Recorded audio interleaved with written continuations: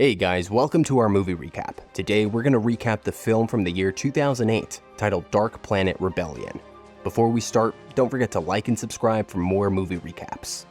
The film begins with our protagonist Maxim embarking on a bold space mission intent on discovering extraterrestrial life. His journey takes an unexpected turn when an asteroid collision severely damages his spacecraft, forcing him to make an emergency landing on an unknown planet.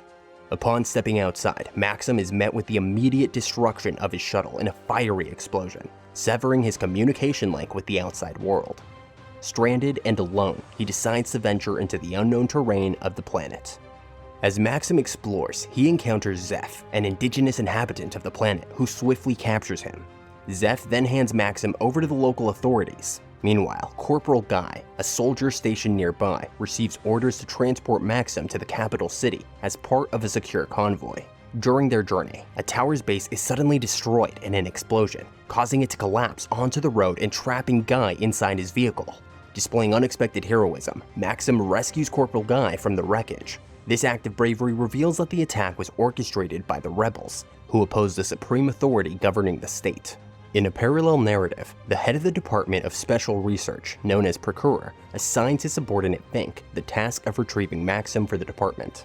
Fink apprehends Maxim, but in a twist of fate, Maxim escapes from the vehicle. As he wanders through the bustling city, he stumbles upon a local cafe, where he intervenes to defend a waitress, Rada, from a rude customer.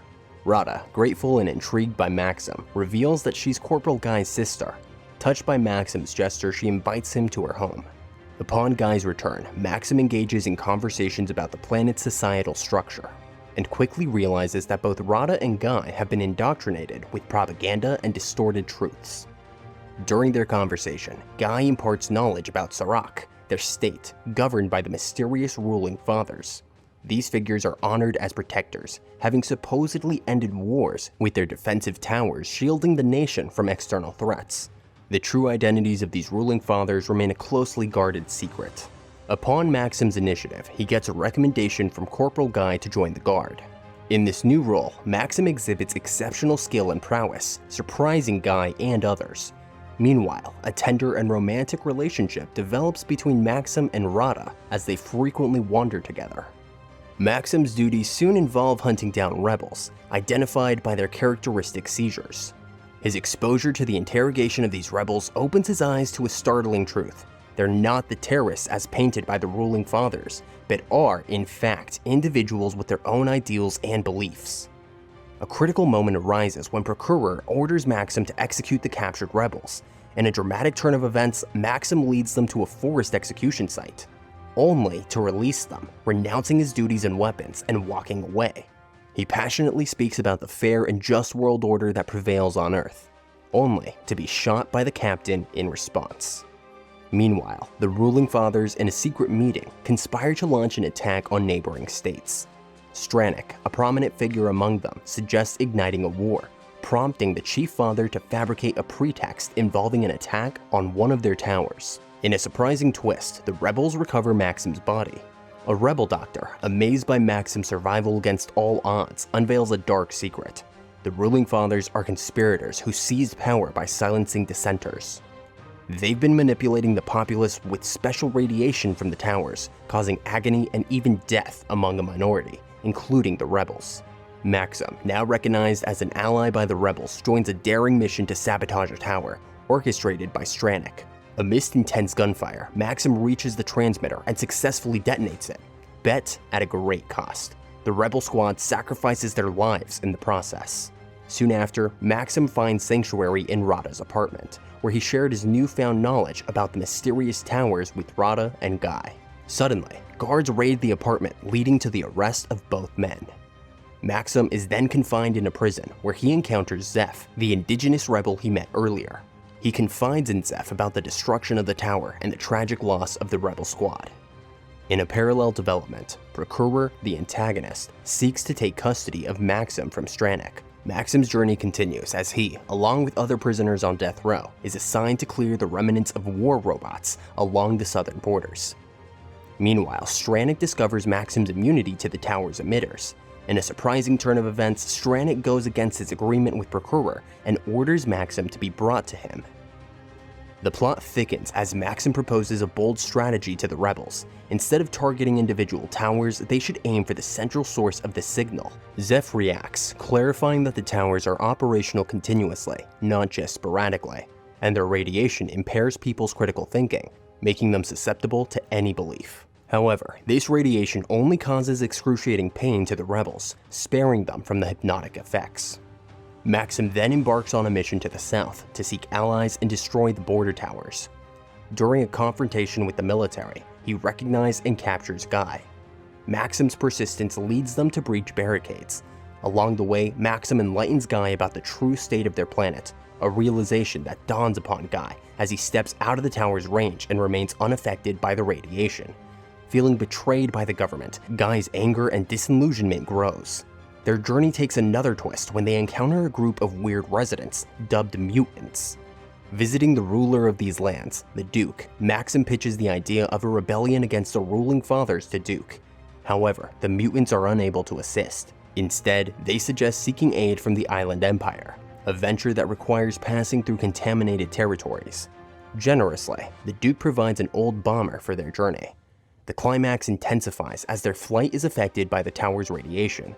Guy, under its influence, hinders Maxim's ability to pilot the aircraft. Maxim faces a dire situation as he struggles to control the bomber, which eventually collides with the tower.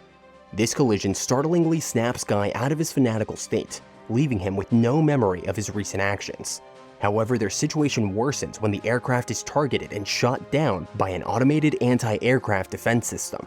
The bomber crashes into the sea, but through sheer determination and a stroke of luck, Maxim and Guy survive, managing to reach the safety of the shore. In a parallel storyline, Stranik, back in the city, orders Rada to be brought to him. His men abduct her off the street, and he tries to win her trust by claiming friendship with Maxim and showing her a recording of Maxim's escape. However, Rada sees through the deception and staunchly refuses to aid Stranik in his attempt to locate Maxim, resulting in her imprisonment. Meanwhile, Guy and Maxim venture into a nearby old submarine. Inside, they discover chilling evidence of inhuman experiments conducted on prisoners. Their exploration leads them to the control room, where they are horrified to find video recordings of mass executions carried out by the Island Empire, the very entity they were hoping to ally with. This shocking revelation forces them to realize that an alliance with the Empire is off the table. Returning to the shore, they're intercepted by a coastal patrol.